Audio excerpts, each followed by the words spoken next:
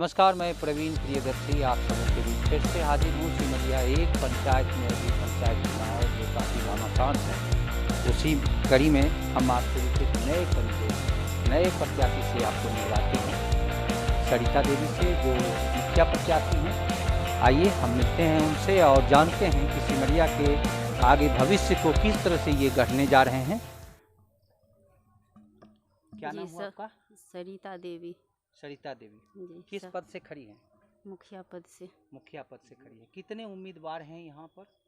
कुल 7 सात उम्मीदवार हैं। ये 7 उम्मीदवार। तो आपका क्या है, चुनाव चिन्ह क्या मिला है? पुल छाप। पुल छाप मिला जी। है। तो कितने नंबर पर आप हैं?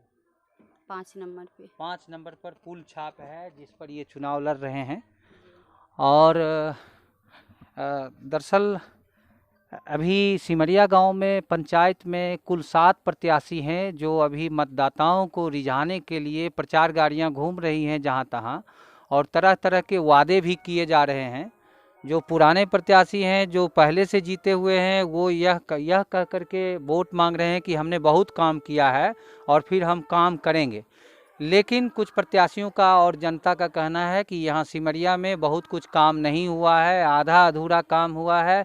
तो इस संबंध में हम आइए अपने प्रत्याशी सरिता देवी से हम मिलते हैं। आप जैसे चुनाव जीत जाते हैं, जनता अगर आपको समर्थन देती है, तो आप सबसे पहले चुनाव जीतने के बाद क्या करेंगी? सबसे पहले मैं यहाँ देखती हूँ कि जो मेरी मतलब बेटियाँ हैं, उनके पढ़ाई के लिए कोई संभव नहीं है, उनके लिए कुछ पढ़ाई स्कूल का व्यवस्था किया जाए। मतलब उनके लिए ये पढ़ाई की व्यवस्था को दुरुस्त करेंगे। हमारे यहाँ तो +2 तक स्कूल है, तो आप किस तरह की पढ़ाई का अलग से व्यवस्था करेंगे? जहाँ तक संभव होगा करेंगे। मतलब गरीब बच्चों के लिए आप मदद करेंगी पढ़ने लिखने में उसको, और शादी विवाह में भी कुछ मदद करेंगी क्या? जी करूँगी, जितना संभव होगा करूँगी। तो उसके लिए तो सरकार बहुत सारा फंड देती नहीं है, तो आप कहाँ से करेंगी शादी विवाह वाला काम? कर लूँगी, प्रभु जो करें करवाएंगे, कर लूँगी। प्रभु और समाज के सहयोग से आप करेंगी। जी। प्रभु तो हैं ही, सबके साथ प्रभु होते हैं, जी। लेकिन समाज का सहयोग रहेगा तो आप निश्चित रूप से करेंगी। जी। ये हमारी मुखिया प्रत्याशी हैं सरिता देवी, जिनका कहना है कि गरीबों के लिए हम मदद करेंगे। दूसरी बात है कि बहुत सारी योजनाएं हैं, जैसे खेल मैदान की भी चर्चा कर रही थी। तो खेल मैदान सिमरिया में है क्या अभी? अभी तो नहीं है। अभी नहीं है। तो आप जीतेंगे तो खिलाड़ियों के लिए कुछ करेंगी क्या? जी करूँगी। क्या करेंगी आप? खेल मैदान कोशिश रहेगा कि बनवा दूँ। तो ये खेल मैदान भी बनवाएंगे और खिलाड़ियों के लिए प्रशिक्षण की भी व्यवस्था करेंगे ये। तो हम आते हैं, एक इनके ठीक बगल में बैठे हुए हैं जो इनके पति हैं, और शंभू कुमार जी आर्मी में थे पहले, और अब समाज सेवा में उतरे हैं। तो समाज सेवा के लिए आए हुए हैं, गांव में हैं अभी पिछले कई वर्षों से, 2-3 वर्षों से शायद आप गांव में हैं। तो इससे पहले ये सेना में थे, देश की सेवा कर रहे थे, अब समाज की सेवा करने का संकल्प लिया है।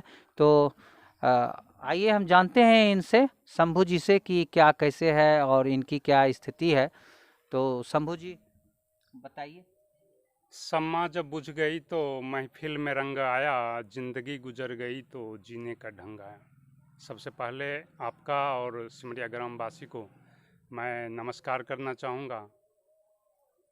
हमने एक शायरी बोला कि सम्मा जब बुझ गई तो महफिल में रंग आया, और जिंदगी गुजर गई तो जीने का ढंग आया। मतलब राजनीतिक स्तर का इतना पतन हुआ है, जो आज जिनका मर्जी है पंचायत चुनाव में वो खड़े हैं। पिछले 20 साल से हमने 4 बार जनप्रतिनिधि चुने हैं।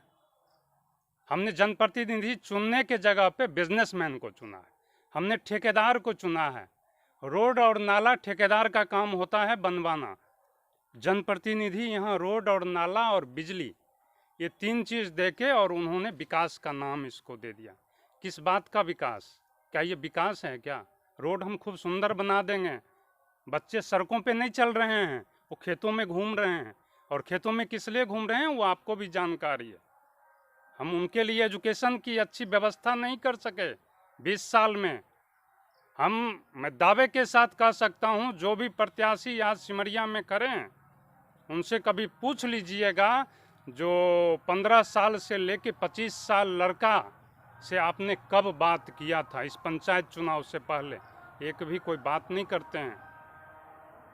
आज सिमरिया की कंडीशन बहुत ही दयनीय है, हर एक क्षेत्र में, किसी एक क्षेत्र में नहीं, चाहे वो एजुकेशन हो, चाहे खेलकूद हो, जो भी चीज़ है हर एक में कंडीशन है, चाहे संस्कार की बात हो। आज हमारा कंडीशन ये है कि युवा स्कूल तो जाते हैं लेकिन वहाँ पढ़ाई नहीं होता। +2 तक हमारे पास है विद्यालय, लेकिन वहाँ पे टीचर नहीं। आज तक एक भी जनप्रतिनिधि कभी कोई किसी से मिलने के लिए नहीं गए हैं कि हमारे स्कूल में क्यों नहीं टीचर हैं, आज तक कहीं कोई नहीं गए हैं। अच्छा, और तो 1 मिनट में रोकना चाहूँगा जी। इस मामले में कि इतने सारे परेशानी आपने देखा और आप भी इस गांव के हैं, तो आपको क्या लगता है कि आप जब मुखिया का आपके प्रत्याशी अगर मुखिया चुनाव जीत जाते हैं तो आप क्या क्या करेंगे समाज के लिए, प्राथमिकता के तौर पर क्या करेंगे? प्राथमिकता के तौर पे सबसे पहला मेरा रहेगा कि स्वास्थ्य सुविधा दूं।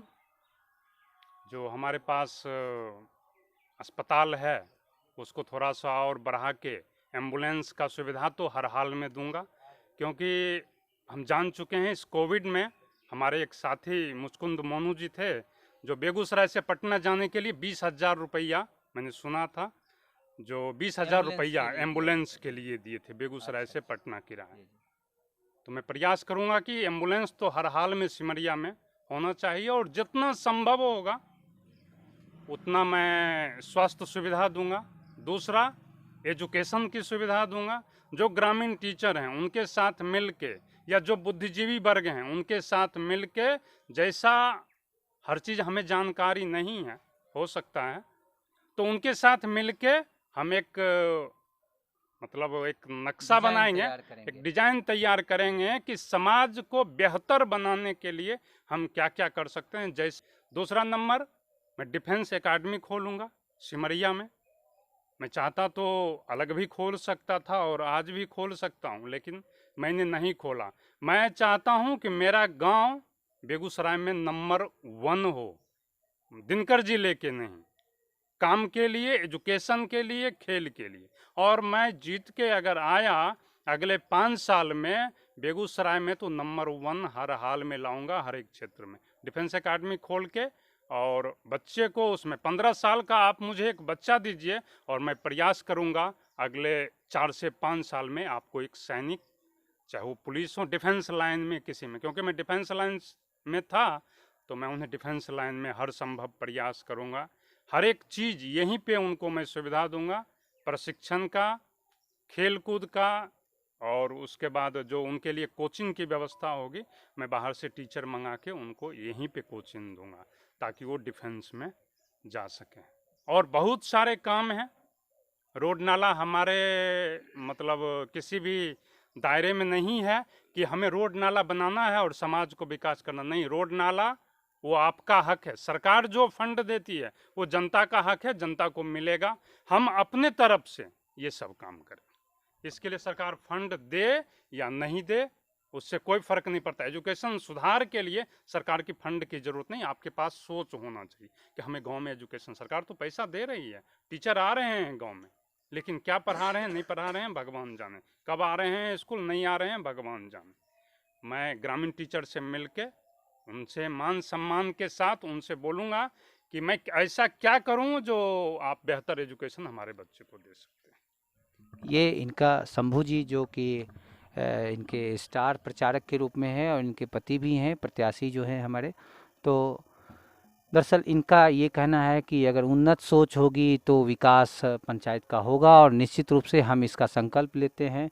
दूसरी बात कि आप अपने आप को इस पंचायत में कहाँ पाते हैं? लगातार आप मतदाताओं से मिल रहे हैं, क्या लगता है आपको?